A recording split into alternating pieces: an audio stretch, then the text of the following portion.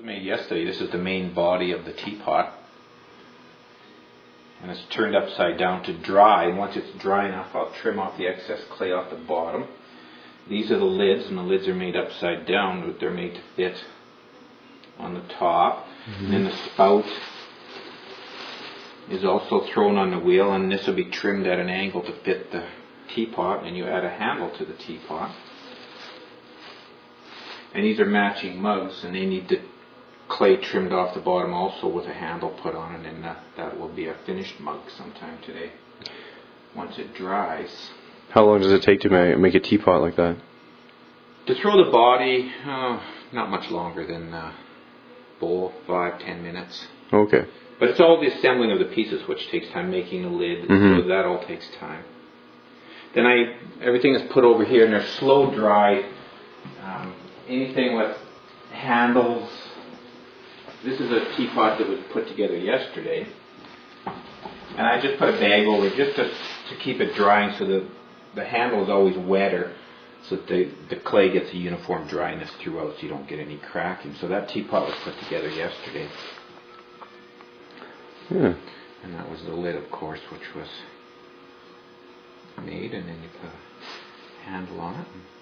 Now it dries, and then once it's dry, everything's put into the electric kiln to fire it. Mm-hmm. And then it comes out as a bisque pot, and I don't have a bisque pot to show you, but it's sort of half vitrified at the time. Then those pieces are put, once I've got enough of them made, I'll glaze them all. Those pieces on the shelves are glazed and decorated. You don't see the colors come out until they're fired. They're fired in this gas kiln for about 7.5 hours to get it up to almost 2,400 degrees Fahrenheit, and that's where your colors develop. This kiln, the floor rolls out with the door and rails, so you load everything up on shelves. Stack them different heights for whatever you're putting in. Putting in plates you don't need that's after firing.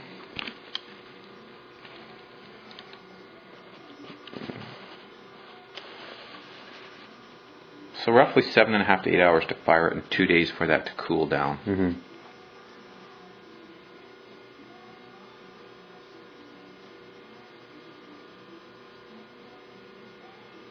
And so you mentioned that mostly you do retail, or did you have any work in galleries? Yeah, everything is both in the studio here, or we travel to some shows, juried shows. We do one in Vernon, Creative Chaos in Vernon. And July 1st we did Art in a Park in Kamloops. Oh, okay. We're from Regina, so we go back there in November for a show. So usually 3 shows. I was doing one in Edmonton when our daughter was there, but she's moved to Vancouver now. But yeah, you can only get so much done and do so many shows, but I don't have anything in stores. Stores usually want anywhere from 40 to 50% markup, and I work too hard at this to have them make the same profit as me. And I know they have their expenses in that too, but if I can keep selling things out of here, so it's just sort of promotion's a big thing. Like I try to get the tourist info to come up. I mean, they used to be really good. They've changed managers a few times, and now I get them to come up, and like they were going to come up. The big thing is to get the part-time girls up so they can see this place. They know, do a demo for them so that they can see what's going on, and they'll send people. But they still haven't come up this year, so I don't know what I can do with them. But it's an ongoing battle with them, it seems like. Well, we're in that office. I can go bug them. Yeah, go bug them. So, well, Corinne, I went in and saw her, and she said, she'd bring the girls up. They still never have come. So. And that's why I was asking if Dave Andrews is there, because he was the president of the Chamber of Commerce, and I don't know if he's in your office, maybe it's another guy, but he wanted me to let them know, how things were going. So I do a little survey this year of how people are finding me. Most people are going to the cheese farm, or they see the artisan sign on the highway, or they pick up a rack card like these cards here, which are in the malls and the hotels and stuff like that. And so it's just a number thing, but it's you got to get people up to the studio, because you can't live on the sales from Salmon Arm people, because it's a smaller place. Right?